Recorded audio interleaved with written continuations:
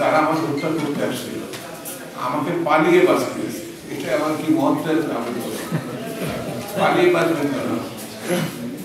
শেখ হাসিনার জামানায় যত হত্যাকাণ্ড হয়েছে, সর্বশেষ 1 মাসে যে ঘটনা পৃথিবীর মানুষ, বাংলাদেশের পৃথিবীর মানুষ দেখে, ছোট ছোট শিশু, 36 জন শিশুকে শেষ দেওয়া, 36।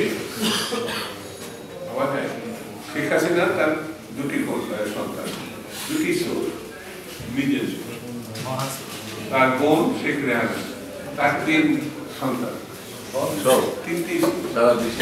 মানে আমাদের যদি বিদেশের জিজ্ঞেস করে তুমি কোন জাতি, আমাদের জন্য বাংলাদেশি, শেখ হাসিনার জাতি, তাহলে খাইছে ভালোভাবে দেখবো না।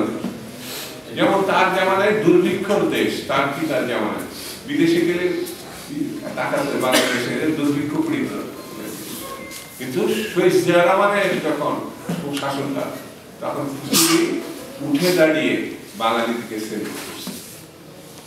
এরা পারে, এরা যুদ্ধ করতে পারে, এরা লড়াই করতে পারে, কৃষকরা ফসল ফলাতে পারে, এরা দুর্ভিক্ষকে জয় করতে পারে। এটা শহীদ জিয়া রহমান। বেগম খালেদা আপোষ করেন, মৃত্যুকে কবুল করতে চেয়েছেন কিন্তু আপোষ করেননি।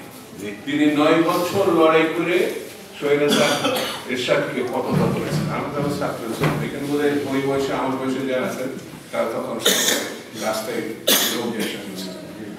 তারেক রহমান সাহেব, যাকে আমরা প্রধানমন্ত্রী বানাতে চাই, বাংলাদেশের মানুষ তারেক রহমানকে প্রধানমন্ত্রী হিসেবে দেখতে চায়।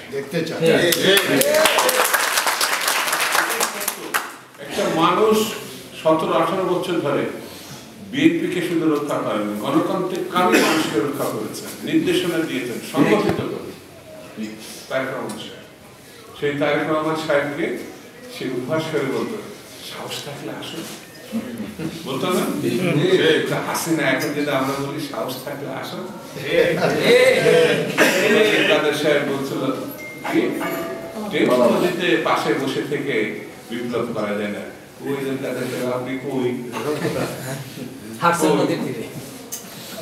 নদীর পাশে বসে তো তারেক রহমান সাহেবের এই বাংলাদেশের নেতৃত্ব, তিনি একটা নেতৃত্বের গুণাগুণ যদি মানে বিশ্লেষণ করা যায়, তিনি দেখিয়েছেন মানুষের সঙ্গে থাকলে, সে যত দূরেই থাক, মানুষের সঙ্গে থাকলে সেই মানুষ তাকে পছন্দ করবে, ভালোবাসবে, হৃদয় দিয়ে তাকে অনুভব করবে।